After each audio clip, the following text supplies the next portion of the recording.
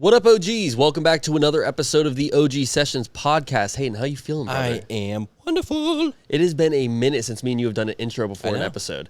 And I remember we kind of drifted away from doing the intros before the episode because, you know, a lot of the guest interviews are so good and we were doing like a 20-minute intro. And so that's kind of why we've drifted away from, you know, the small talk before the episodes actually start. But we've got a lot of stuff going on, so we're going to fill the people in. Why don't you start, brother? Man, we've just been steady rolling. How about Club Citrus? It got launched. We already got, 105 followers from zero within like 2 days? Literally, we made 3 posts, which is crazy, bro. So shout out to you with that. I know that this has been like one of those projects where, you know, you've really tried to let your creativity flow and like really flex your muscles with the music scene and stuff like that. For the people that, you know, haven't really been tapping in, I don't know what rock y'all have been under, but you know, Club Citrus is something we've been trying to build for, you know, half a year at this point, and seeing it come to life is magical. It really is. I can only thank you for at least allowing me to kind of like put my own touches to it. I know you started the whole sound check sessions with the idea of like, other than conversations with these artists, let's let them show their art, you know? For sure. And there's ways that I came in and was like, man, no, we could make this better. And I think that's what good balance you and I have, is that we trust each other's vision, but we have different visions in the sense of like we consume different medias and we have different, I guess, pros and cons. That I remember when Satellite Frank came in, we got into a deep conversation with him kind of about like working with your friends and in creating a business that has like, you know, not two identities, but like two characters like playing a role in it. And a good point was made. I don't remember which one of us made it, but it was that we each have a vision, and the perfect vision is somewhere between both of us. Yep. Like, you're extremely dialed in with certain parts of Club Citrus, and those are parts that I would never even think of, and vice versa. Yep. You know, and with the podcast, like, obviously this is my baby, and I've, you know, been through so many trials and tribulations where if you were to bring an idea to the table, I can tell you a million reasons why I've already tried that and it doesn't work, or it's just a dumb idea. Yep. Or maybe I love it, you know, but like I've been down that road. But with this, it's such a different lane. It helps having that, you know, second brain, like flooding ideas with it. And I'm still, like, Club Citrus didn't take anything away from the pod for me. Like, this is still my main focus is the pod. But like, it's so nice being able to create something else and kind of just let it, you know, grow through someone else's vision. And I mean, to be 100% real, I'm very bad about that, about like delegating work and also like trusting a process, even if it's a different process than what I have envisioned. But dude, you have blown me away with everything you've done. I don't think I can give you your flowers enough. Like, every time someone comes in here and we start talking about Club Citrus, I'm always like, that's Hayden, that's Hayden, that's Hayden. You know what I mean? But like, you truly are a like natural creative. Thank you. You know, and some people, like, we've, you know, interviewed people on this show. We've worked with people through the pod and stuff like that. And they just don't have the same like creative mind. But me and you, even though we do have such different visions, we have the same like level of creativity, if that even makes sense. Like, we both are 100% 10 toes down on like making this shit not even blow, but just like work. You know what I mean? So, and like, I don't even know if any of the audience would know this, but we edit everything. You know, a lot of these creatives and influencers nowadays are sending it off to, you know, New Delhi and getting it sent back from some guy sitting at his, you know, desk 24/7. But we spend the 5-6 hours editing and clipping up everything. And I say we, because I just started doing it but with the Club Citrus and everything. And it was funny the other day, when we dropped the Satellite Frank episode, I'm sitting there just trying to figure out captions and how to, you know, boost engagement and stuff like that on the account that doesn't have any followers. And I was so stressed out, and I'm like, God, this is the stuff that Nick's been through. And it's like, I just had to text you, like, what should I caption this? And I'm like, you know, it's like you've been here before, but I can imagine the relief it is that you're not having to spend 6 more hours on a whole other venture. And we're also ending up with 2 streams of content that kind of benefit each other. Definitely. I have really high hopes for, you know, Club Citrus and what it can be and what it could expand to be. I never thought the first one was going to turn out as good as it did. That's one thing that surprised me, because when I first started doing the sound checks, my first artist that I had on was Baby Boy. Okay. And I remember going into that so blind and not really know, I was like, okay, I'm gonna capture the audio and I'm gonna capture the visuals, and that's what we're running with. And I think I even ended up putting over his mastered audio from the actual song itself over what he was doing. And just when I got into the lab and started editing that, I was like, oh, I have no idea what I'm doing. Yeah. And then you do 30 of them and you learn these like shortcuts and like little things that maybe you think matter but don't matter, or something that you think doesn't matter and it actually does matter a lot in the final project. And so I hope to be that relief for you as well, where sometimes I come off as an asshole where I'm like, nope, it's not going to work, or it's a bad lane to go down. But in the same breath, I'm trying to save you the 3 months it took me to figure out why that isn't a good idea, you know? And I think that me and you, we kind of banter and like butt heads like we're brothers, but I feel like we've kind of gotten past like, now we trust each other. You know what I mean? And now when you say something and you're like, no, I'm all in on this, I'm like, we're all in on this, you know, and vice versa. And I think that's the strength. Yeah. That's because truly somewhere between both of our visions, that's perfection. It is. You know, and I can't get there without you. You can't get there without me. And I think, dude, I'm stoked. Club Citrus is going to be the biggest music platform. I'm just letting y'all know now, like in the world, brother. We're shooting high, okay? I like it because soundcheck sessions already kind of took over Jacksonville. You know, we had to let that kind of simmer down. But now with Club Citrus, the vision is so much bigger. Yep. If there's any artists out there that, I'm not telling you that, you know, you're going to come get on Club Citrus immediately, but if there's artists out there that are interested, and artists that, you know, want to bring the heat on Club Citrus eventually, just keep hounding us. You know, so far since we've dropped Club Citrus, we've gotten probably 50 people that have reached out either recommending someone or they've reached out trying to get on the platform themselves. We have not yet opened up Club Citrus for, you know, people to come and, you know, get booked with Club Citrus. Right now, we're just kind of hand selecting certain individuals. And I don't want anyone to take that personally either. If you didn't get hand selected or whatever, we're just trying to figure out, we're still trying to figure out as well and try to make the best decisions at this point. But, you know, as we start to get the ball rolling on it a little more, we've only dropped one so far at the time of us recording this. But y'all just stay in the loop. I cannot thank everyone enough for the support through this process, bro. It's been dope. I mean, Andre Frank, whatever you want to call him, is such a true artist and like was such a good start. But where do we go next? You know? I'm thinking, you know, this is just my thought. I'm thinking like an R&B like DJ set next. Oh, for sure. We're still browsing, you know, equipment and stuff to get live vocals and, you know, instruments and stuff, but we're big house people. We love house music, but I think it'd be cool to have like a coffee shop R&B, you know, 2000s. A couple of recommendations that I've seen for Club Citrus. Okay. And these are recommendations that came from people other than these artists. Yep. Gracie Seymour. Yep. Okay, big time. Like, she has gotten recommended to be on. I mean, before we even dropped the Satellite Frank one, no one even knew what Club Citrus was. And someone was like, you gotta get Grace on. And I'm like, okay. Never really met the girl or anything like that, but I've seen her play a couple times at Sunset Sessions, and she rips. A.K. Rennie. Got you. And obviously she's, you know, OGSP family, but she rips, and she's got so many cool things going on right now.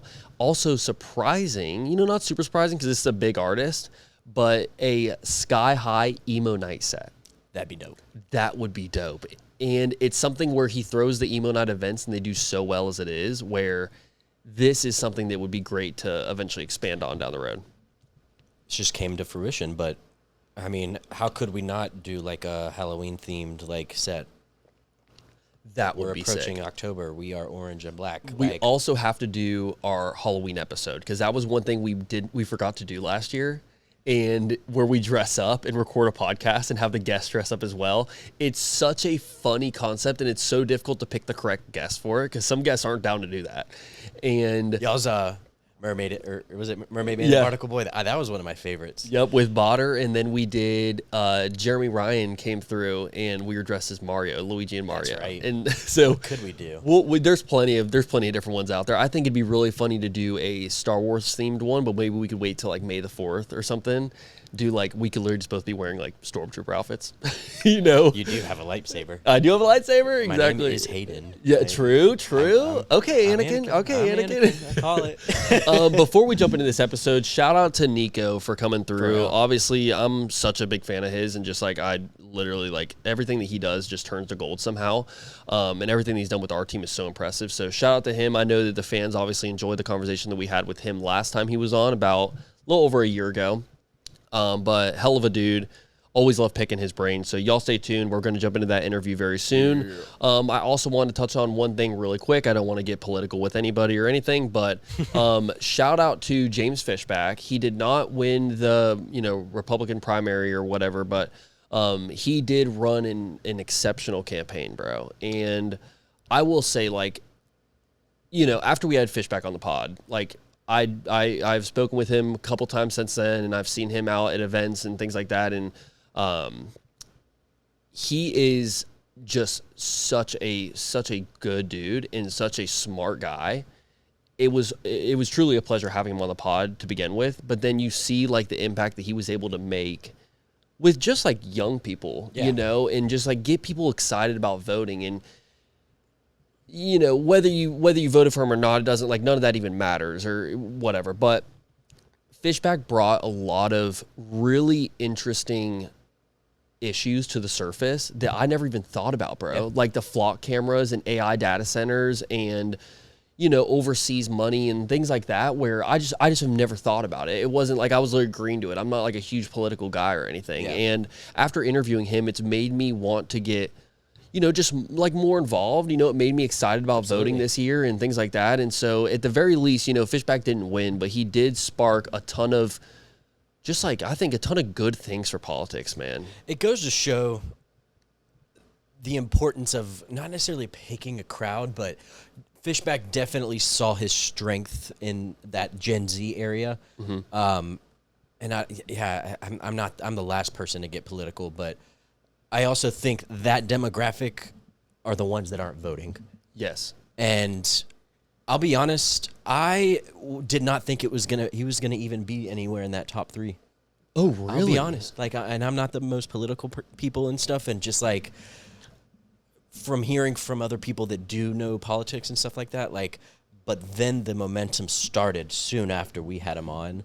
I went in that interview trying to stay as neutral as possible, not knowing. I did a little bit of research, but I really wanted to hear it from his mouth and see how much he actually cared. And I do appreciate how much he does love and care about Florida and its roots.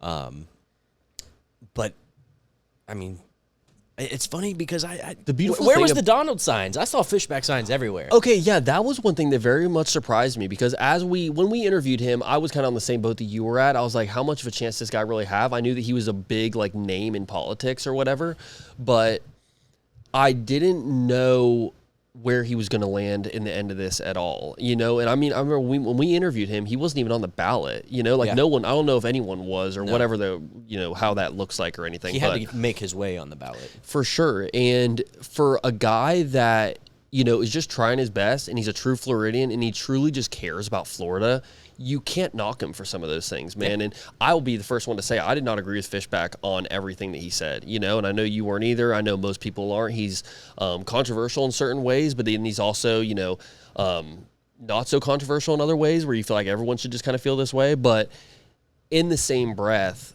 he opened my eyes to a lot. Yeah. He made me excited to go out and vote at the very least. And I think that's cool. And even the people that didn't like Fishback, it probably made them excited to go out and vote against him. And that's beautiful too, One thing that I really got out of the Fishback episode was the conversations with people that I knew weren't going to be voting for him. It was, you can speak on this, that I was probably the most nervous out of everybody when it came to the Fishback episode. 1, it was my first ever episode, but 2, I stay out of politics for my own personal reasons, but I knew there was going to be some backlash in some sort of way. And the people that actually did take the time to ask me about it and pick my brain and, like, explain to me their reasons as to why they agree with certain things and the reasons why I don't agree with certain things. I loved those conversations that I got out of it, because it gave me the opportunity to. The world is so split right now. Yeah. There's no like in between, and I'm a little unhappy with that as a society because I feel like, because I like chocolate. I've got a whole half of the world that, hates me because I like chocolate, and Sure, yeah. I don't think life should be that way. And like that opportunity with Fishback really had me have those conversations with people that don't have the same kind of opinions or, even just being not necessarily guilty by association, but you put somebody next to you, you're automatically associated with. Sure. And I had a really big, character development with that episode. I think we both kind of did. I mean, and it's crazy. Like a crazy accolade for you is that that was your first time interviewing anybody was James Fishback. That is like something you should put on a friggin' wall. Like that is a trophy. You know what I mean? Yeah. That is such a cool thing to do. It was a cool experience. And it was like, I like what you said about how everyone was so split, because we did reach out to a bunch of other political candidates from different sides and never got a response back. And I did have some conversations. There was actually a bunch of people that were recommending us to interview David Jolly, who is now the Democratic nominee. And, one thing that was really cool about those conversations was they definitely didn't agree with Fishback on a lot. But the few things that they did agree with Fishback on, I agreed with him on. Yep.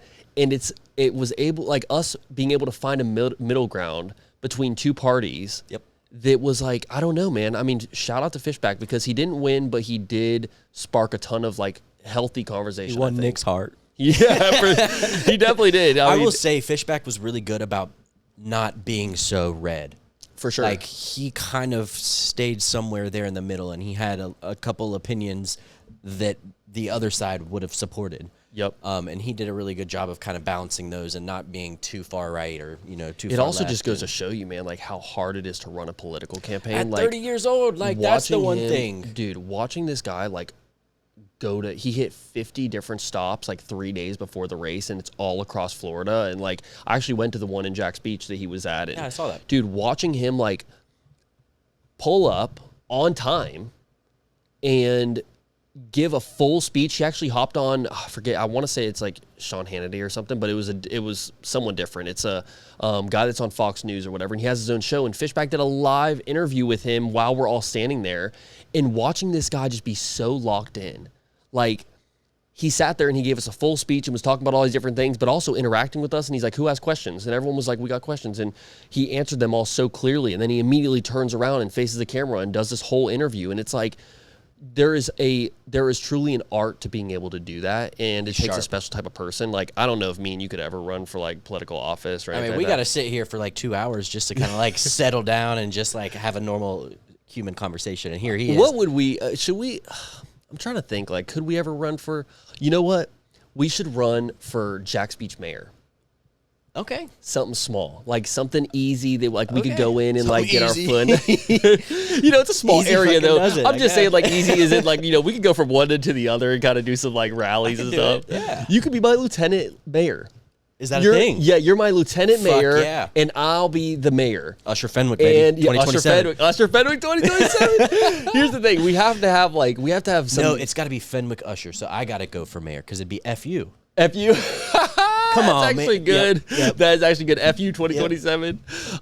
We would have to have like a couple of things that we run on. Like, we got to have like 3 key points at least that we kind of run on, or at least a couple. Like, what would be some things that we would run on, man? Like, what are some things that we're both equally passionate about? Honestly, I think banning flock cameras is something we would definitely run on, because I'm seeing flock cameras pop up in Jack's Beach, and I am not a fan. Isn't it crazy driving down like the roads and like once you know what they look like? Yeah. I got my little sister on it, and it was, what's his name? Is it Tommy G? He does the internet like documentaries and stuff. He's got the little list, but it's funny because I used to hate on that kid, but dude's just pumping like really good docuseries, and there was one really good long YouTube video on the whole flock cameras and like how it's an invasion of privacy to us Americans, but they tried to pull up on them, and it was like they're invading their privacy, and they didn't fuck with that. Yeah. And it was a cool, eye-opening, like... So definitely banning flock cameras would be on there. Absolutely. I think we should build a wall between Neptune Beach and Jack's Beach. And we're going to make Neptune Beach pay for it. Okay. We got this, brother. We're running for governor. Or we're running for mayor. We're running for mayor, man. This is going to be awesome. What else could we do? I think we should make the Jax Beach Pier long again. Because when they rebuilt the pier, they made it shorter. So we're going to ban flock cameras. We're going to make the Jax Beach Pier long again. And we're building a wall between Neptune Beach and Jax Beach. We're keeping all the Neptune Beach AB people out of Jax Beach, just the way we like it. And bringing back free parking. And we're bringing back free parking for only Jax Beach residents. Amen. We're doubling it for Neptune Beach people. I count as a Jax Beach resident. Live in the beaches. And no, this is good, man. We're going to do and Neptune Beach is going to pay for all of this. Yeah. Who wouldn't get behind this campaign? Who wouldn't get behind this campaign? I mean, yeah. Two fucking good-looking men. Exactly. God. We'll have signs in people's yards. This would be so funny. Okay, we'll announce our first mayoral rally here soon. Okay, enough messing around. enough messing around, everybody. We're gonna jump into the Niko Costas interview now. Absolutely Shout love out, you Niko. guys. Thank you so much for supporting us and sitting through this 21 minutes of pure hell. I'm sure for most people, but Vote FUW FU 2027. All right, let's jump into it, bro. Peace.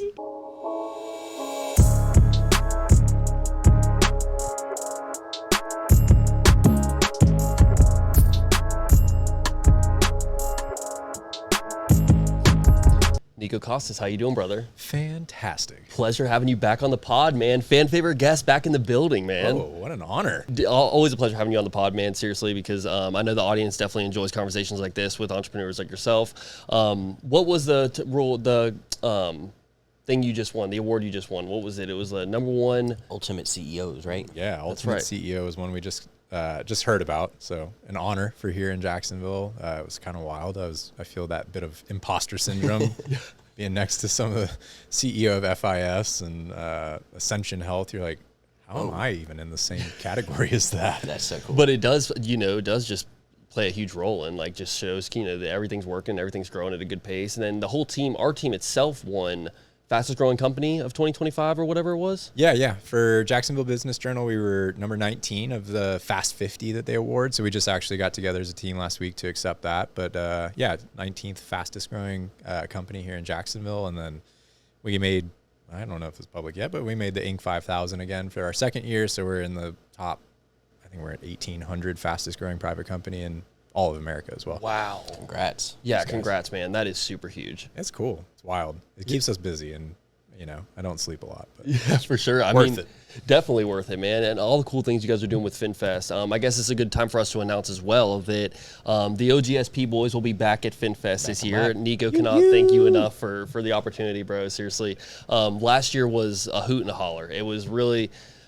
it was something we had never done before. Like, we've done a couple of live shows, but going and doing a backstage, like private access with the artists and stuff like that is really huge. And I can't thank you enough for the opportunity, man. Man, you guys just add a nice flair to our hospitality area. The artists love it. And obviously it's fun conversations with folks on and off stage that are, don't always get the opportunity to voice their, how they're feeling, especially like drummers like I was, you never get a mic in front of you. So it's fun to give that opportunity to the artists as well. Yeah, definitely. It gives a cool kind of angle of FinFest as well. Like, a lot of people go there for specific artists, and obviously there's, big fans of those artists that are there too. And so it's cool kind of giving, the audience that goes to FinFest like a little bit of some extra content after the festival is over. Tell us about some new things that we got coming, because FinFest is September 11th and 12th. Yeah, at the Seawalk Pavilion in Jax Beach. So that's, a few weeks away, which is weird to say. Yeah. That's coming up. We've got our 3rd year of Skyway Social happening at JTA Skyway, October 3rd. We've got, I think it's the 11th annual Beaches Oktoberfest, October 16th and 17th at Seawalk. The 11th annual? Yeah, it's kind of weird. And have you guys been partnered with that since the very beginning? So we were involved, I think it was year 2, we started helping them talent buy and do the music components. And that relationship evolved over time. And then last year was our first year as like kind of full partners and fully producing the event. So that was a fun first year for that. We had some weather hiccups that made us move. I don't know if you guys remember, we had to move the entire lineup and festival from Friday because of terrible weather to Sunday. That's right. So that was our first. Knock on wood, it hasn't happened more often. But anyway, so we've got that. And then FinFest St. Pete, November Yes. 13th through 15th. So Dude. that's our new venture we've got I am going so on. excited for this, man. I know you guys are going to go super hard for it. What's the location in St. Pete? Where is it going to be at? Yeah, so we're on the St. Pete Pier, specifically Spa Beach Park, which for anybody that hasn't been to that area, incredible. Like their pier is so different than everything here in Jacksonville. But we're really excited. St. Pete's an awesome place to do something like this. There's great supporters. There is just, I think, an overwhelming amount of support for the arts and music and live events. So yeah, excited. It's, any new venture, any new festival is always a challenge. Just not knowing what we're going, fully getting into. But we've got some great partners down in St. Pete, the guys and team that are behind Reggae Rise Up. Oh, wow. So we've partnered with them. So we feel really strongly coming into the market and excited to get the lineup announced. Yeah, kind of some untouched land for FinFest, man. I know FinFest is your baby, obviously. That's Yes, you're for our team, that's kind of like y'all's bread and butter is FinFest, man. And it's always, for the one last year, I was extremely impressed. And weather was perfect. Neil Francis absolutely cooked, and that was such a cool headliner. You know what I mean? Different. Totally different. We hadn't done anything like that, and I think for us, FinFest is always at least for Jacksonville, is always a representation of the music that our team is enjoying at that time and what we want to curate and bring to the city versus, in our day-to-day and what we do for some of our corporate clients or private events or whatever it may be. We don't always have the opportunity to approach curation that way. So it's fun for us because it's the festival for music that we typically really want to put in front of a crowd. And it's cool to see when people respond positively to it. And we tried, I didn't know how Neil Francis would go. I love it. The team loves it, but it was everybody in VIP was standing and dancing, which doesn't really happen. Normally they're just hanging out on their couches and whatever else, enjoying a beverage. But it was a lot of fun. What kind of changes are we going to see for this year's FinFest? Yeah, so we made a couple small tweaks. We, generally same kind of thing. We've got our educational village. We've re-expanded it. We had to condense it a little bit last year, but excited for what that's going to bring. With that being really the focus of the event with ocean education and conservation. Musically this year, we've got Andy Frasco in the UN on Friday night and Future Joy. Dude. Yeah, I always tell people, I was actually talking to my neighbors the other day about this, and I was like, you've probably never listened to their music online, but you have to see the show. It's just one of those things. It's an experience in all the best ways possible. Super high energy. So very stoked to see how that goes over. So you've seen these guys live a couple times. Yeah, have seen them live, and I think that's the only setting to see him in my opinion. And he's got a great podcast as well that we all I listen to quite a bit. Oh, really? Oh yeah. So yeah, excited for that. And then we've got Magic City Hippies headlining Saturday night. Yep. Super Taste, which is a band that I've been very hot on. They're from Brooklyn, but kind of in that same live dance, music vibe. So it's going to be a lot of fun. I feel like we've gained a lot of the attendees' trust over the years that the music is going to be good. For sure. And of course, we've got Kara and the Blue Jay team running the Blue Jay listening room stage. So she curates an incredible lineup for that. So yeah, that is a cool little touch too, because obviously in between acts, there's going to be some time where you got to flip the stage and put different instruments and stuff out there and kind of, reset everything. But you can just kind of walk over to the Blue Jay stage and get some music, and there's really no room for you to chill at a festival like this, you're just bouncing around, and it's always something to do, man. I love it. Yeah. And it's free. If you don't like it, so be it. You didn't pay anything to come in. So that's the barrier of entry is pretty low. What kind of issues you run into with throwing a free festival? How do you obviously, I'm sure vendors pay to get a spot, and you're paying artists to come in as well, though. How does an event like that make money? It doesn't. Oh, okay. I've been very vocal about this over the years, but it's a terrible business model. It really is. Especially with how things have gone over the last 5 years with the increase of cost from event production, just inflation in general. Everything costs a lot more. Artists are way more expensive because, their touring costs and their travel costs and cost of living, everything's just become more expensive. So, the free model is really a sponsor-driven model. It's, you're relying on really 3 revenue levers. You're looking at your food and beverage, you're looking at your sponsorship, and then kind of that ancillary category. So your artisan vendors, which we're very thankful for, and kind of small little ancillary things there. VIP tickets for us is one of those. Yeah. So that's a help for us. But yeah, it's a tough game, man. again, I say this all the time and transparently, we're gambling hundreds of thousands of dollars for maybe a 10% return or a total loss. Wow. So anybody, like, I find myself I like to think I'm pretty good with finances, and this is like by far the stupidest thing you can do. So you could go put that money in the market and make a for sure safe-ish return that warrants that.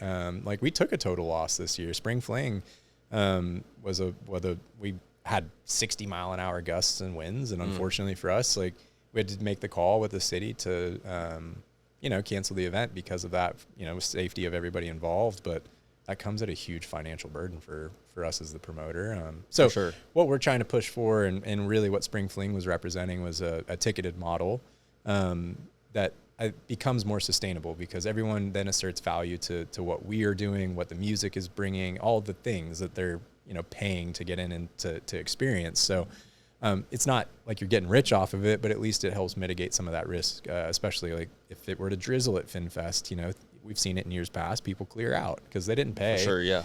They're going to go seek shelter at one of the bars nearby and then maybe come back. But it's a game, but we love it. So FinFest is more of just a personal endeavor. It's like something that you guys love doing, and you're not in it to make money, at least. No, and it started, with that intent. It was started with, I think I said this last time I was on the podcast, but it was something my brother and I were passionate about. Our grandparents had always done, community-centric work, especially, as they aged, and we wanted to do something in their honor that would kind of bring together our skill sets and what we were good at. And, that's originally where FinFest was born.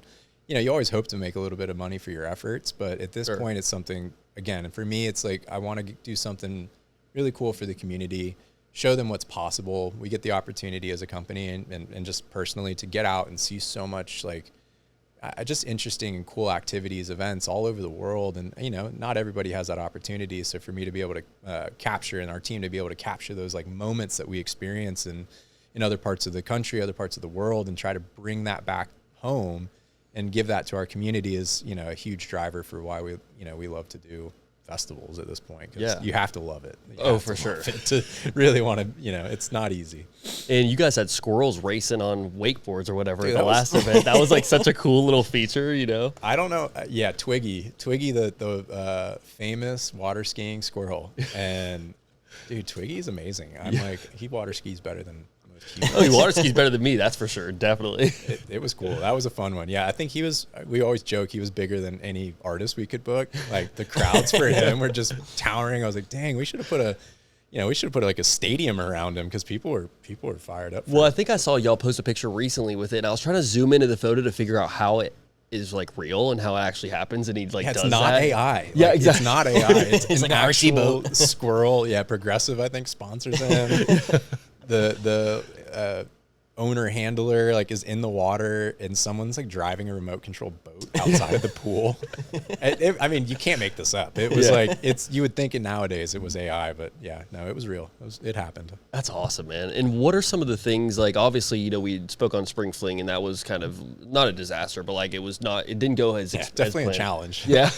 What is rescheduling an event like that completely out of the picture? Is that something that you guys just try to stay away from, or did you guys think about rescheduling that? Definitely thought about rescheduling. It just comes with its own set of challenges. Specifically in Jacksonville Beach, the way that the permit system works is a little more complicated in the way of us being able to have a rescheduled date. There's limitations around specific weekends, and granted, I haven't asked the city. They were very, very supportive of the Friday to Sunday rescheduling for Oktoberfest. So it is possible, but I think in that situation for us, it was easier at the time to just cancel it, because with the ticketed elements, sponsorship, everything that was involved, it was a clean cut for us to say, hey, we're going to do right by everybody. The bands all got paid in full. We refunded all the customers, and, we have to sort it out on our end. But, that's just what we got to do sometimes. And then a lot of those bands probably, you never know if they're going to be able to make the rescheduled date as well. Exactly. It's so tough. But, it all comes around, so we'll see what happens. We're going to keep chugging along, and live and learn. We have it's, I've made mistakes in life, and not that that's a mistake. It was just happen. Things happen. So Yeah. you just gotta move on from it. Was the purpose of Spring Fling to kind of bring an event in the different set of the year? Like obviously FinFest is always kind of in the, fall months and stuff like that. Was Spring Fling kind of supposed to be like the FinFest, but for the early part of the year? Was that the model kind of? Yeah, I mean, there was an opportunity. An event permit opened up. We wanted to do something in the spring. Traditionally, we feel that the spring's a little safer with weather. Knock on wood. But, yeah. So we were like, hey, this would be a great opportunity. And we had worked with City Council and with City of Jacksonville Beach to, they put out an RFP to do a pilot program to allow for the first fully ticketed event. So that was that. And we could apply it to an event date that we had, but we put the bid in, we were awarded the RFP. So that gave us the opportunity to do a 1-day ticketed event. So that was like us, putting all of our eggs in that basket to say, hey, this is the model. This is how we think it can work. This is why we think the economics of it makes sense. The safety elements was a huge part. I mean, in any ticketed event becomes a little bit, not a little bit, becomes a lot more secure. It makes it easier to contain, communicate with guests, all the things that you want as an event promoter, because ultimately, like when you're producing an event, you want to hope it's beautiful weather, nothing goes wrong, but we have to plan for the worst. So in these free event settings, it's just a bit more challenging to communicate with folks because you don't have a ticket, you have no data, you have nothing to be able to say outside of like the loudspeaker or PA or whatever it may be to say, hey, lightning's coming, like you need to get out of here, or worse situations that have happened in other places. So what kind of challenges come with taking a festival like FinFest to St. Pete? And what kind of changes are going to be made to that festival? I mean, I'm sure. Man, so many. It's like many variables. Just not knowing. Like, anytime we take an event to any just new location, just event site itself, like you always have learning curves.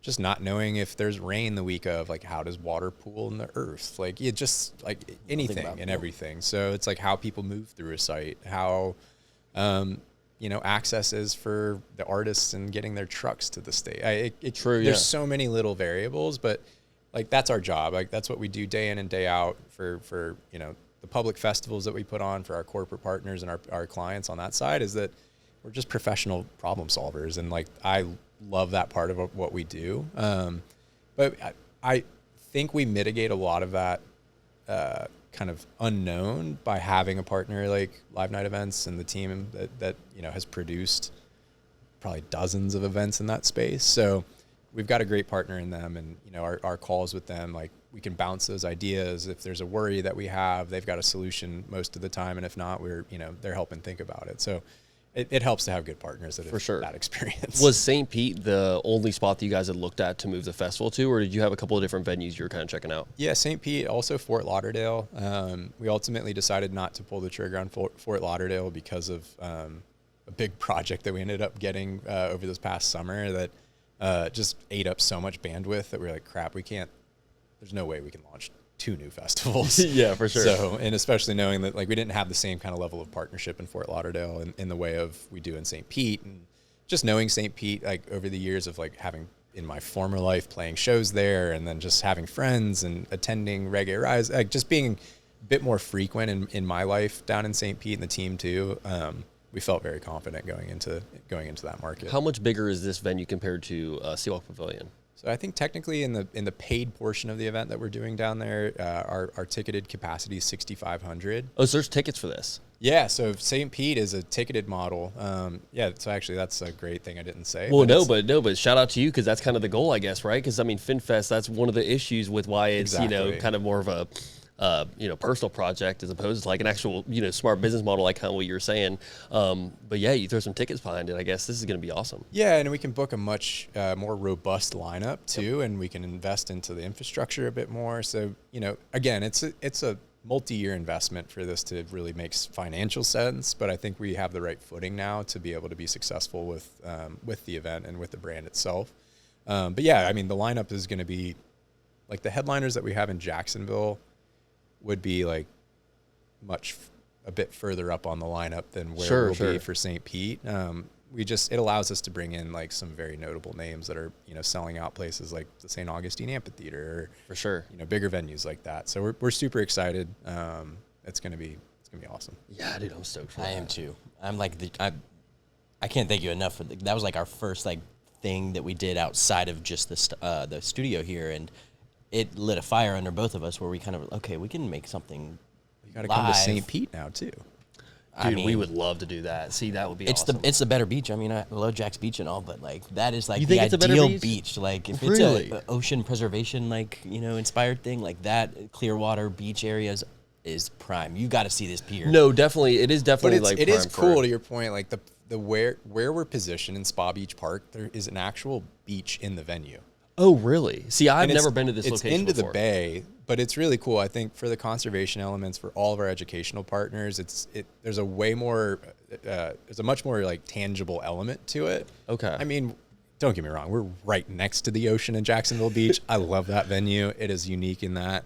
This one is just a new one, and it's cool because it is a peninsula. Like you've got water on kind of three sides of your concert venue. So the stage is set up at the end. You've got an inlet coming into the marina and harbor kind of area, and then you've got the Tampa Bay all around you, and it's a really beautiful setting. That is awesome. And November down there is, I mean, knock on Ideal. wood, is beautiful. Yeah. So, I mean, November anywhere in Florida is usually Yep. pretty good. I mean, if anything, up here it'll get a lot hot from time to time. we can but get hot, or it could be blustery and weirdly cold. Yeah, It's like true. you never know. November could have those nor'easters rip through up here, and we've seen it. I mean, who knows nowadays though. Last time you were on, didn't we talk about like there's some kind of festival insurance or something that you can have to like kind of protect you from issues happening like Yeah. cancellations and stuff like that? How does now that we're come on the into other play? side of it. We're learning about what happens when you actually try to Mm-hmm. draw a claim. So yeah, there's cancellation insurance. There's so many different ways you can insure the event from that side of it. So yeah, we carry those policies, and we try to work to mitigate any kind of loss or any sort of like revenue claim or anything that's going to affect it. So like we have to do our due diligence to make sure, because it's not cut and dry. I mean, Sure, the yeah. insurance companies are just like anything are going to look at that with a fine tooth comb and say like, well, we don't want to pay out X, Y, and Z or whatever it may be. So we're going through the process for our first time, and so maybe on the next pod we'll be able to give some updates of what we've learned. Is Spring Fling, was that the first event you guys have ever had to cancel? Yeah, thankfully, and Really? 10 years of doing this. I mean, that's impressive though, man. Like, yeah, you play your odds, right? Yeah, So for I knew sure. it was coming at some point. I didn't anticipate it being that. Like, it always seemed more likely that a FinFest or something would have a hurricane. I mean, Yeah, exactly. Again, knock on wood. I'm surprised you're still but- doing it at this time of year, man, because you never know. Like, that's like peak hurricane season when is. we I do didn't things think like about that. that. Oh yeah, it's insane, but it's when it's the opportunity we had, and we've just kind of stuck with the date because at least for the venue here in Jacksonville, there's again limitations on what's available and where we could move it. So for now, it remains in September, but who knows what the future holds. And with it being a ticketed event, obviously you mentioned like bringing in bigger infrastructure and bigger artists and stuff like that. And I guess that would help as well because, like you said it earlier on the episode, like when you have a free event, I can just trust that you're going to bring in a good artist. Even if I don't know what their name is or whatever, I don't recognize anyone on there, I can just trust it's going to be good because I'm not investing anything into this. I can just like go to the event and just have fun. But with it being a ticketed event, you can't really rely on that as much because you have to sell the tickets up front. If someone hasn't seen this band or artist or whoever it is, beforehand, and they're not listening to them on Spotify or wherever, then they're probably not buying a ticket. So you got to be like strategic with, that It's side hard. as well. Yeah, it's a whole new challenge, right? Like you're not. I mean, you're still up against like a financial challenge, all the things, but now you've got to convince folks that this is going to be worth their time and worth their money.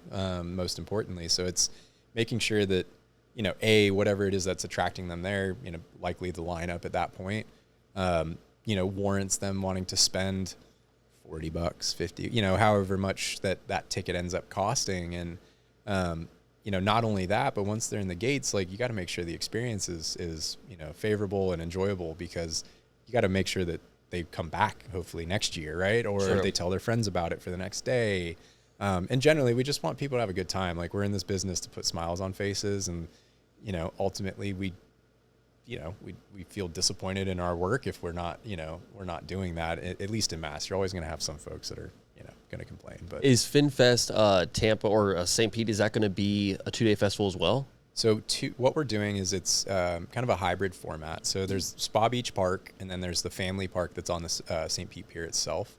So we're activating both locations. We'll have it Friday, Saturday for the big ticketed portion of the event on Spa Beach Park. And then the family park will be activated all 3 days. So the idea is we want to continue our mission around education. That will be within the family park, which is free to enter. Okay. So we can still have the education talks, like our vendor village, really that engagement from the community that we, always are putting forth and really wanting to get in front of folks. That will be consumable and there for everybody. If you choose to come in and watch the bigger shows and everything else we have going on, that's, where the ticket kicks in. And then that's just a 1 day portion. So that's Friday, Saturday for the gotcha. for the ticketed festival, and then Friday, Saturday, Sunday for the free educational village. See, that's awesome. I like that a lot. I can imagine like the side ops team for a free show compared to a ticketed show is much more chaotic. Like just the amount of people that could probably just stumble on in from Surfer with the free Fin Fest, crowd control, But with the ticketed event, I can imagine that the crowd kind of. It's easier to plan for. Yeah, I can because imagine. you know what you're gonna like. Okay, you sell 4,000 tickets. You're like, okay, around 4,000 people will show up. So that's what we can staff for. That's how many toilets we'll have. That's what police will prepare for. Yeah. EMS, like everyone can prepare for it. The free event, you're like, okay, are 100 people gonna show up or 10,000? You just don't know. Like it could just be this whim of, again, like it's a beautiful, like last year, it was a beautiful day for FinFest Jax, and we were like, holy smokes, like this crowd is huge, and it's hard to quantify again because like we do our best to count people in. We've made some adjustments in our infrastructure plans to know kind of people coming in and out, but it's a constant flux. So it's just our teams have to be a little bit more on their toes with how we're doing that. But we've learned over the years. Definitely. And you mentioned Skyway Social round 2. Round 3. Oh, is it round 3? Isn't that wild? No way. Yeah. Because I think when we had you on the first time, we were talking about round 1. We probably had just. Or you had just done round 1. Maybe we just finished round 1, and then last year was round 2, which was awesome. It was sold out last year, and I imagine we'll sell out again this year. But we've got our same platforms, new themes, and we find ways to kind of add some surprises every year. So I'm what a stoked. cool concept. It's such a fun event. It is. It's like that new elevator music. I don't know if you watch. I'm just listening to music all the time, but they've got elevator music, and it's a DJ, but the elevator doors just keep opening, and then in come a couple people. They dance for 3 minutes. The door is open, and they leave. See, like those ideas are amazing. I love it. Like, and I think last year, what was it? The band Be Easy. It was like we hopped off, and it was a DJ, but then you go to the next one, and then it's just a nice chilled jam band and grab drinks and stuff. I think we all grabbed drinks when it was band Be Easy, but such a cool concept. I got to give it to y'all. Thank you guys. And usage of the transportation system that I feel like once was and that has now kind of dwindled. I love definitely promoting the usage of it. Yeah, that was how it started. Kind of was like, hey, placemaking Jax. Let's figure out how to activate underutilized areas. And Josue on our team had the idea. I was like, hey, well, we were like, go down to like the urban core. Let's scout. And he jumped on the Skyway, and he was like, this is it.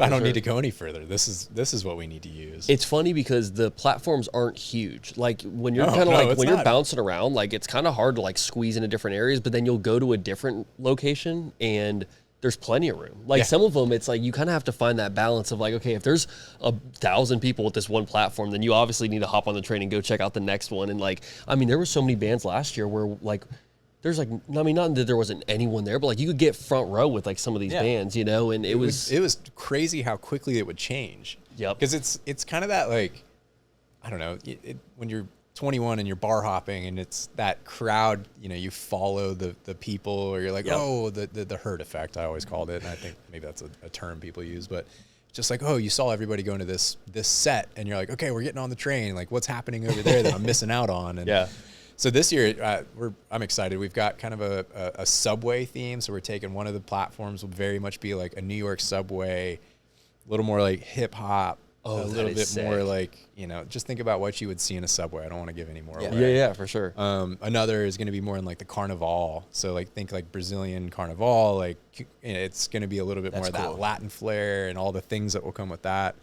So I'm very excited for those two. And then we have a little bit of like a freak show element in one of them too. So a little bit more of like sideshow entertainment and a little bit more just, This you is know, awesome. like kind of oddities, the ins When and is outs. this event? This is like early October, correct? October 3rd, yeah. October 3rd, Saturday in okay. October. So hopefully, usually it's, you know. How many stops? So it's the 3 stops that we've Okay. got. So we transform the stations, but by their traditional names. We've got Kings Avenue, which is one of the entrances. So that's in San Marco.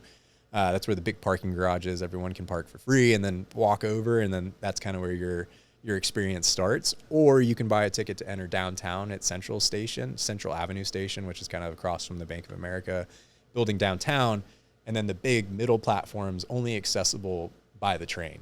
So you hop on the Skyway at either of the entrances, and then you have to get off on the middle one to transfer to your other train to get to the furthest platform, and so on, and back and forth. It is nice that everyone has to get off at each stop. Yeah. Like that does, I think, save a lot of the traffic as well. Like a lot of people, if they just want to go, from one to the other, they're just staying on that train, and then you're trying to fill it with more people in the middle and like keep it pushing. I think that it's a really cool concept that you guys do that. And it's honestly like, it's mind blowing because if you just go to the Skyway, like I haven't gone in fucking years, but if you just go to the Skyway, it's not a big area, and it's very much like you would never think, oh, I can put a concert here, like at the middle one where you go down is it the middle one where you go down the escalator? Yeah, and it's middle like, is like 3 stories, which is cool because we have that added like middle dynamic that we can For sure. activate. And it's last year. What did we do? We were the space station last Yeah. year at the Yep. middle one. So the whole concept for anyone that missed it, you kind of get off the train onto a platform, you go down these escalators, and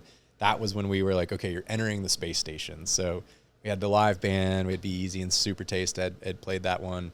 And then the idea that we had was you're kind of walking around that like perimeter kind of walkway, and you're looking back at Earth. So we had that big inflatable, like the giant 20-foot Earth and all the planets and stuff. So Yeah. it kind of had that feeling like you're in the space station having an experience. So. is it tough trying to like find like good props and stuff for a lot of these events? Or It's so hard. Ask Chris about that, because Chris is Skyway. Him and Josue are constantly just like, we're financing this ourselves. We're like, how can we make this super cool, but we're on a budget? And Yeah. so we got to, the team gets super creative with like how we dress things up. We've always had a great partner in PRI Productions helping us with like decor elements and making some of the platforms just like really pop from that perspective. But Definitely. ultimately our goal is like, we want to immerse you in a theme so that it feels like you're somewhere else. You're not sure. on a elevated platform in the middle of downtown Jacksonville. What up, OGs? We interrupt this episode to tell you about one of our favorite sponsors, All of My Pickle. If you're tired of boring pickles that taste like, well, nothing, then it's time to upgrade your snack game. All of My Pickle makes the most delicious, gut-healthy, fermented pickles, krauts, and pickled veggies that you've ever had. They're crunchy, tangy, and full of probiotics, but taste money, dude. Whether you're putting them on a salad, a sandwich, or just snacking them straight from the pouch, these pickles hit different. Right now, All of My Pickle is offering listeners 10% off your first order with code OGSP at allofmypickle.com. Support a local business that makes food that actually loves your gut back. Go give All of My Pickle a shout. Thank you, All of My Pickle, so much for sponsoring this episode. Code Y'all, OGSP. 10% off your first order. That's a deal that you guys cannot sleep on. Now back to the episode. We love you, All of My Pickle. It's events like this, though, that really bring a city to life. Like others, like really big cities, man, they're doing weird events like this all the time where it's like they're utilizing underutilized areas, I guess is what you'd say. But like with you guys, this is something that is extremely unique and a really fun event. Seriously, I'm excited for this one. Oh, man, that's crazy. That one's also coming up so quickly. Yeah, because I don't know where this summer went. Like we worked on World Cup, and then from there it was just like, oh, summer's gone. Yep, exactly. I want to jump into that as well, man. So you guys played a huge role in the World Cup stuff. Obviously, I'll let you kind of tell us a little bit more about it, but a lot of the talent booking and throwing big events for obviously the biggest sporting event in the world.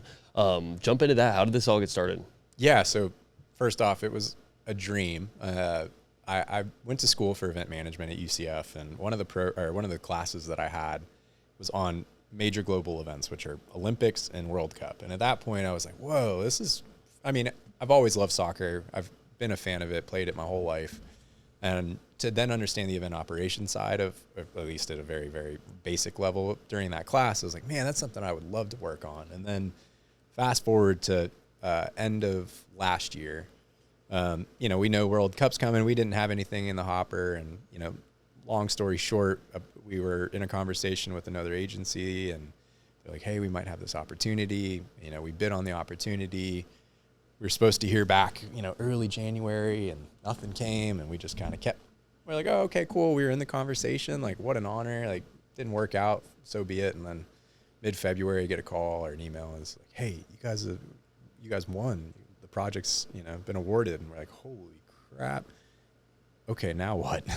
So I joke, I was like on the phone with some of the team that Saturday. I was like, today is for, you know, enjoying it. Tomorrow is for the oh shit moment. Yeah, for sure. But yeah, so we were a part of, you know, working on the fan entertainment experience, like in the stadiums for most of like the VIP guests. So there's a big population of folks. Like imagine you're at the Jag Stadium, anybody that's in club seats or the terrace suite or box suites, or, you know, in a lot of these new stadiums, there's 15 different hospitality spaces. So, you know, we worked with a fantastic team across the world to program DJs, live music, cultural entertainment from dance to music.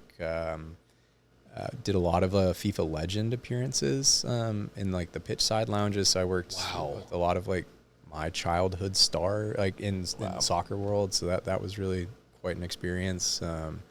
But yeah, I think overall it ended up being somewhere in the realm of 1,300 performances over what's the tournament span, like 6 weeks or something. How do you go about booking guests for that? And obviously it's so many different, you know, performers that are going to be at these events. Obviously, shout out Satellite Frank. I saw Satellite Frank. Satellite Frank got in there. He was actually, it was funny because he came through and did a Club Citrus performance, and dude, he would not stop talking about it. I mean, he was so he killed it. I was actually yeah. at one of the games he was performing at in Miami, and it was so cool to see. So, I mean, to answer your question, it was a daunting task. I mean, it was throughout the entire process. But as we got into it, you know, we built out a really like good framework and system, and we had a framework and system in place for something similar, just in the sense of like booking that much volume. A lot of the work that we do with Virgin Voyages is similar in a sense. We program a ton of music and DJs and buskers and great entertainment at sea with Virgin Voyages across the world. So we have all these great connections with artists that are understand kind of the environment that is a hybrid between it being your own show and like a corporate environment, because that's for sure. That's kind of that happy medium that we existed within for this program too. And so, you know, we just scaled up. We found some great folks to work with us in each of the regions. Each of the regions then had, you know, 3 or 4 stadiums under their, you know, purview. And then from there, you know, you break it down to like anywhere from 4 to 7 games per stadium, and start doing the math, and it adds up quickly. But, you know, it was just bite by bite. Like anything that in life that comes at you, it's just, you got to take it piece by piece. It's easy to get overwhelmed when things like this happen, but if you approach it in like a very systematic way, and I mean, granted, we had a great team to help bring it to life, but sure. You know, I think that approach helped us be successful, and great partners. I mean, we had a great partner agency that handled like all of the folks actually executing it on the ground, whereas we were handling everything from like remote. So sourcing it, helping them get it in front of the client and presenting it, working through the negotiations, the contracts, the payments, and really just then handing it off to our partners to say, hey, here's, you know, the lineup.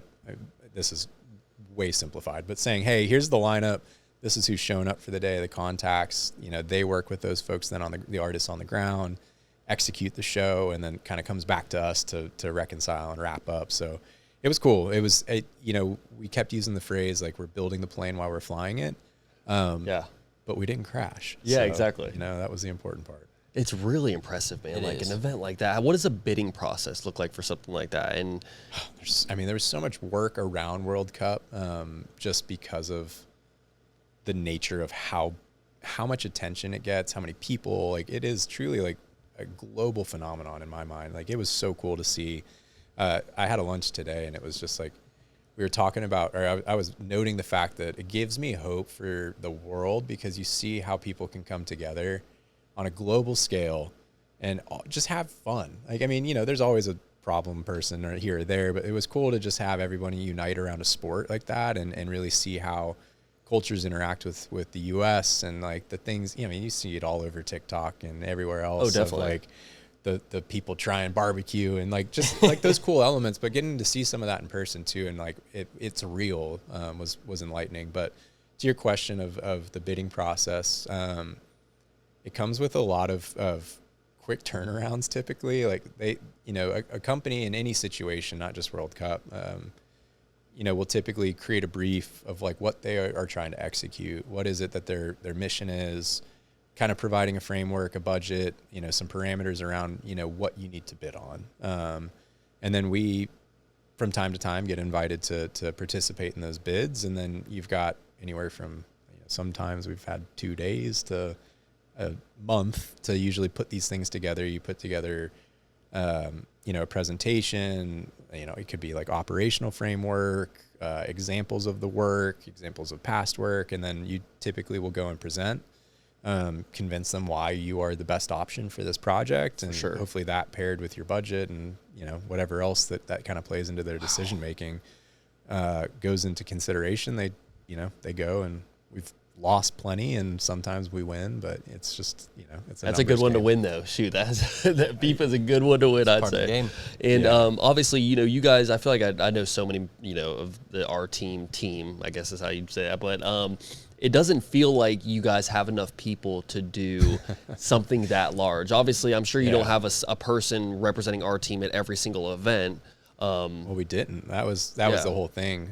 So that event, we scaled up with a ton of like great contractors that were talent buyers and worked in that ecosystem with us. But yeah, to your point, the partner agency that we worked with was then responsible for staffing the like on the ground folks. So we were working in a much more of like if there's an issue on the ground and maybe there's a discrepancy in what they think the agreement is, they needed to call one of our talent buyers for that market region to then say, no, this is what's been negotiated. Or, I mean, we never even got to that, but it was a lot of just like, how do we support remotely to help the team on the ground problem solve when something came up, the whole process of like accreditation and the things that like go into a global event like that are all of new things for us, right? And pretty much everyone performing, I don't think anyone, I don't know this for a fact, but I don't think anyone that we had performed at a global event like that previously. Wow. So you're all in this for the first time, trying to navigate like just the waters of like, okay, how long is it you can't park anywhere near here. You can't get your car close to load in. Like, just think about the little things that go into like a DJ showing up, and you're like, okay, we're going to figure it out. And, that team on the ground was amazing to work with. And honestly, there's absolutely no way that it could have happened if we didn't have rock stars all around. Well, congrats on a smooth result with that, man, because that is something that I would be so scared to even try to conquer, and like you said, that's the world stage, there's people from all different countries that are coming in for that. There's people that are watching on TV, and obviously, I'm sure people on TV are maybe not seeing, all the behind the scenes stuff that goes on, but dude, just what a huge project. That's so cool that you were able to do that. It was cool. And just getting to go to a game, for me, like I went just bought a ticket as a fan, and that experience was so cool. Like I took my dad, it was a dream. So we went to Atlanta and saw the England and I think it was Congo. Oh, so you didn't go to the Miami one for whatever reason. I was thinking that you were at the Miami I did go to game. Miami too. So I went in a work capacity to Miami, to the finals in New York. But just as like a fan, I got to go experience it, which was awesome. But cool. It was just cool to see. Cool just to be around something like that, and excited. We've got the Olympics in the U.S. in 2 years. Are we bidding on that? Is that going to be? Hopefully. Yeah. Call us. Yeah, for sure. Yeah, no, it's on the radar, but just as a country, I think I'm excited to see like how that all comes together. So. Oh, definitely. Kind of on the topic of the World Cup, I want to ask you about the block. Ooh, yeah. What a spot. What a venue. Did you guys watch any games there? Oh, yeah. I live at the town center, so it's funny because I actually have a recommendation for you. Okay. But were y'all anticipating the crowds that y'all pulled in? I don't know. And like Daniel, Ryan, if you're watching this, don't hate me. But I think at first we didn't know. You don't know until you do it, right? And then I was at every USA match at the block, and it was insane. Like, cannot replicate that experience ever. Oh, hopefully we can. But did it hit? Is that max capacity like for those games? Like, did y'all have to tell people like that we're full? Oh, or whatever? I mean, yeah, like that. I stood in the rain for the Columbia game. Yeah, there was just standing outside, just sitting there watching it. There was a lot of learnings, and I think like I got to come experience it just as a viewer. Ryan, Daniel, and the rest of the team at the block did all the hard work throughout the World Cup. But the biggest thing is, at first, probably the first U.S. match, let's say, we just didn't know. Like there was, the capacity in there, I can't remember exactly, but let's call it about 1,000 people, right? Yeah. Then you have like another like 300-400 people just in line outside, and we were like, we're at capacity. I don't think anyone. Maybe people will leave at some point, but so that was no cover, whatever else. And then we're like, okay, I think their team ended up making a decision at some point to say, well, for this to be enjoyable for everybody, we'll, bring the capacity down a little bit, charge a small cover at the door. For sure. And I think it was a great decision because like as a viewer, like you're not fighting to like scrape in a corner to try and like watch the game. Like everyone had a little bit more space to move around, enjoy themselves. But yeah, it was like it was so cool to see. I think I was there for like one of the Bosnia matches, and like really cool to just see like, okay, there's a huge population of Bosnians in Jacksonville coming to like watch and get together and see this. And then like the Colombians and the Mexicans, and it's just like every like team and culture really like, it was cool to see that camaraderie come together, and like, especially at the block, just to have a place to do it. Like 30-foot LED wall, like great space, 8 different food options, full bar. We have a proper like L Acoustics line array system in there, just blaring, it makes you feel like you're in a stadium. Yep. So we're really excited for the fall and for Jaguars football season. This is where I was going to go with this, bro. I think we've got something good there for it. Oh, definitely, man. That's something that like the area of like Town Center and like Gate Parkway, like that, it needed the block. Because there's nowhere to go out there and like do anything. Like there was always like a couple places that would pop up at the Town Center and there'd be like something to do, But as far as like a venue that's like there all the time and I was so surprised for that. We got a couple of friends that were, fans of the Mexico team during the World Cup, and I had no idea. It's Mexico. Like, I don't know. I feel like there's obviously a ton of Mexicans in America, but like, it was completely packed out with Mexican fans, and I was like, "That is so cool, bro!" Like everyone coming awesome. together. Like just to even go up there.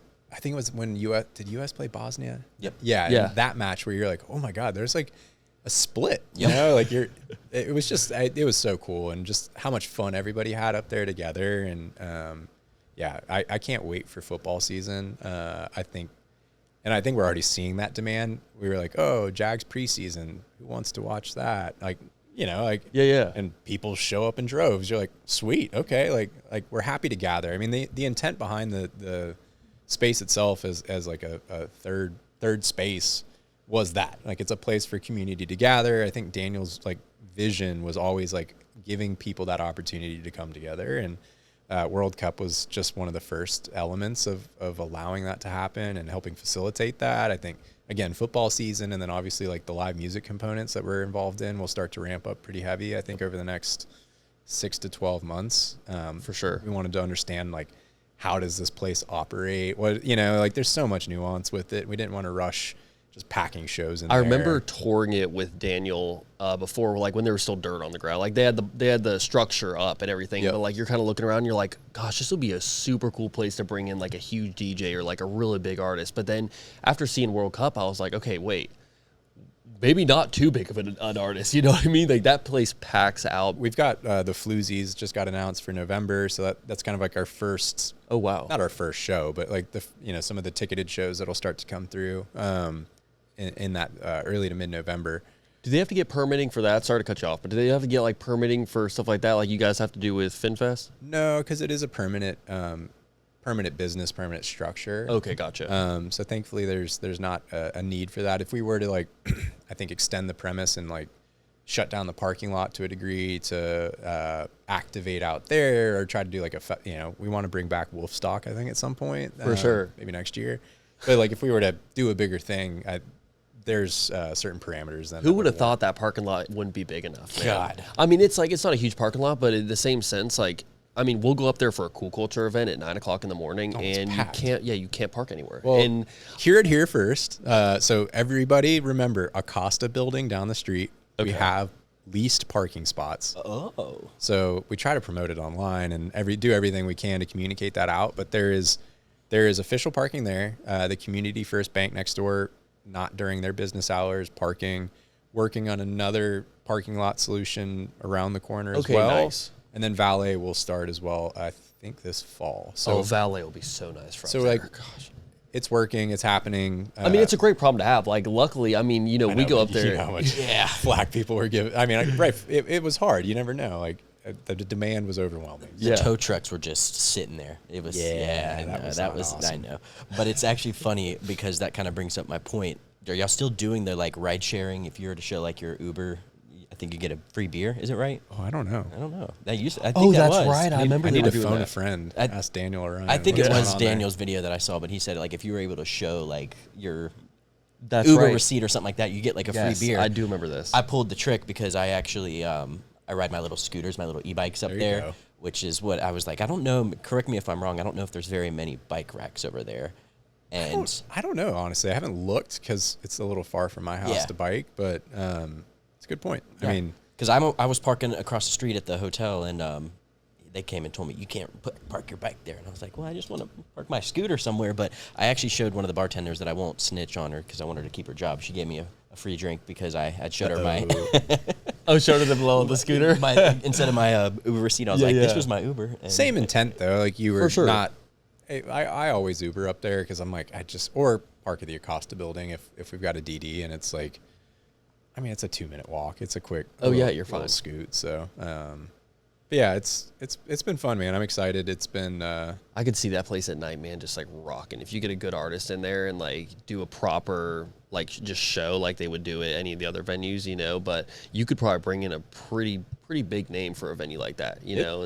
It's like we can do about 1,000, 1,100 people in there, which is similar to, Five and Ponte Vedra Concert Hall, same kind of like caliber of space at least. But we did Moon Taxi for like I don't remember if you guys were there or not, but for our soft opening for our team. And that was a cool glimpse into like, it wasn't what it packed could be by, any means. It was just our close friends and everybody that we wanted to show the block to. But it was a really cool experience to see what can, and what will be coming. And then sorry, go ahead. I think y'all are doing stand up too there. Like I think Bobby's that's right. Bobby Brown Jr. Shout out to him. Better. I saw that. So much good programming there, and a lot of that we have like our team doesn't have any involvement with, but the team at the block is like the full gamut of programming, which I think is key to the success of the venue because, I mean, like you said, cool culture and those kind of like wellness and fitness events in the morning brings out a great crowd of folks that are coming together for health and wellness. And then you've got the music, you've got comedy. Like I think we're worked on some different, film and movie nights. Like there's all sorts of good ideas that we're floating around. Is that the biggest LED screen that our team has ever had? Like compared to even like some of the festivals that y'all do? I don't know. It feels it like definitely feels like it. Yeah. I think the ones we put up at the Seawalk are 16 by 9. Yeah, so it's probably bigger. Yeah. Gosh, it's crazy, dude. It's such a genius like venue and genius placement for a venue. So let's go ahead and run through these events. We've got FinFest in September, early September, mid-September-ish. Yep. We got then Skyway. Yep. So FinFest Jax, Skyway, Oktoberfest, Beaches Oktoberfest, and then FinFest St. Pete are the 4 we got going this fall. This is going to be, the fall's going to be lit, man. This is going to be awesome. I think that there's obviously going to be, we're going to be making some changes to our set for the FinFest in Jacksonville. And, just after being able to do one of them and kind of see like what the atmosphere is like, it's going to be, everything's going to run so smooth. I'm really stoked for it too. Last year was really fun. And I was kind of going back to the first question, like, does the response that you get from a FinFest like last year, I felt like it was magic after everything. Like when Chris went up on stage, was like telling everybody basically to leave and get the hell out of there. Like, is that the better feeling than getting, say, the ultimate CEO from a company? Like having an event just go so well like that? For sure. I mean, it's a weird thing. Like being on stage and just like bringing that many people together, like, yeah, it means way more than an award does in my book. because the only way that that award exists, or like why I'm being honored, is because of those people, those moments. Like a great team. I mean, like from a festival and an event perspective, like it's nothing unless people show up, right? Yep. And have that joined experience and shared experience. So, yeah, I mean, it's unlike anything else. Like it's just it's better than drugs and alcohol. It's really a different feeling. I don't know how to describe it. Yeah, just being a part of it was cool. Like we couldn't thank you enough for that opportunity. 100%. But at the end of the night, where they literally had to push everybody out, I was like, man, this was like a hell of a show. Like, think about how many hours of like people. Like I thought about this at one point, where you're like, if you start to like break it down into like just the sheer energy that people put into it, right? Like everybody on the team, all of the vendors, all of the like everyone down to like the artists and the like folks like just picking up trash, like all the hours, the people, and like truly the energy that people put into the event, and then the fans coming to experience it and the energy that they give to the event. And it's like that all, I mean, it's such a high, right? Like you get this emotion from like, cause it's, I mean, it's that, I'm not a science whiz, but it's the transfer of energy at that point. And it's like, you hit this pinnacle and this huge high point. It's depressing coming out of it. Yeah, you know? You're no, like, for sure. Oh, you're exhausted. I just had this like amazing like experience. You know, even stone sober, it doesn't feel that way. Yeah. One thing that was super interesting for me, at least, was going into FinFest. We tried to game plan as much as we could. And we kind of knew after we finished up our last interview, which was later in the evening, but not before the last act or whatever. We knew like, all right, we're going to start packing stuff up and try to get out of there, beat the crowd and all that. But then we kind of started getting things put away, and we're like, all right, let's go check out Neil Francis and see what, and we just like, it was the best night ever. It was like such a good show. And we just, you know, got super lit and just enjoyed the show. And it was like one of those things where we were expecting just to kind of like go in there. We got a job to do, get our content, and then bounce out. But then, I mean, luckily we had that extra hour at the end where we were just like, all right, we got everything we needed to do. Let's go out there and check out the show. And it was like, got to schedule that time into your day. I was going to say, year too. Yeah, like this year we're going to be game planning specifically to like make sure that we can go and see at least a little bit of everyone's show. You know, that was one thing that we missed last year was, you know, we would interview these people and like learn a lot about them, but then it'd be time for them to perform, and we'd have already someone else lined up or whatever. But this year we want to make some room in there for us to experience it as well. I know we were thinking about adding like a vlog concept as well, so that people can kind of see what it's like for us out there, you know, in the audience and stuff like that. So I'm really excited, man, seriously. Yeah. I mean, I have to do the same. Last year was the first FinFest that I actually like wasn't overly working. You know what I mean? Sure. Like nothing went too wrong, or I needed my full attention. And I mean, it's a testament to our team, to Chris, Josue, Drew, Ansley, Cass, everybody that's working on the event. It's like, okay, systems are firing. And like, for me, I was like, holy smokes, like to be able to actually just sit and watch music and enjoy it was highlight. I bet for you it hits a little harder too, because you're like, I built this. Yep. You know, well, I saw you with, it was with your wife? Well, it's we for sure, but like this is your baby, man. Like FinFest is like something like you know, you said at the beginning of the episode, it's like, you know, this isn't about making money. It's like this is just something you love to do. Yeah, it's great. 6 years in, I'm like, all right. Yeah, finally started enjoying it. I can at least enjoy the music. Like that's why we do it, right? So it's working in music after a while. You know, sometimes it gets a little burned out or what kind jaded. of things like keep you like driven though? You know, like what kind of things keep you motivated? Like after you've done so many events and they do keep getting better and better and better. But now you've even gotten to the world stage, like doing events with the World Cup and just all the like cool accolades you've gotten along the way. Like what kind of things keep you driven? I mean, I love to work. You know, maybe you'd call me a workaholic, but what we do every day is different. You know, like no 2 days are generally the same. And I love the people I work around. Like we've got a great team, a great environment.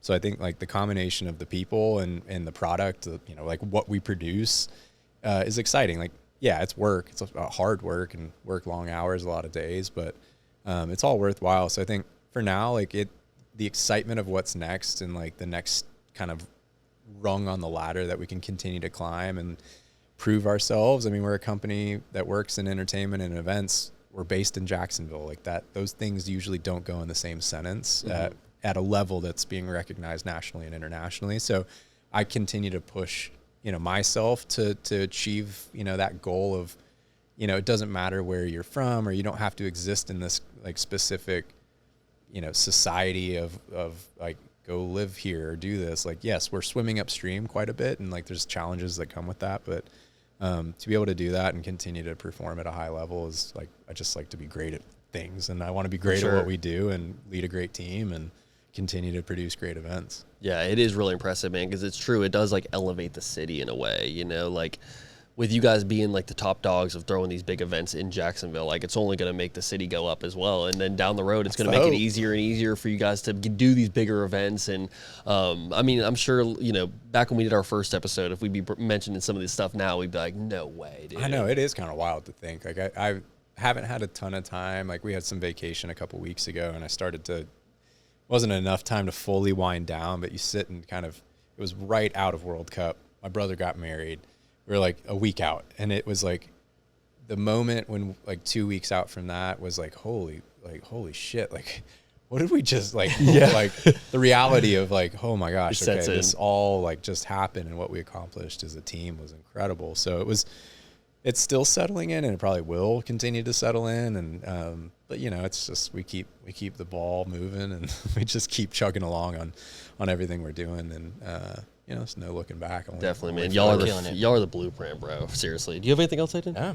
I see that our team everywhere. It's so funny. I do actually have one last thing. It makes sense. Yeah, it does make sense.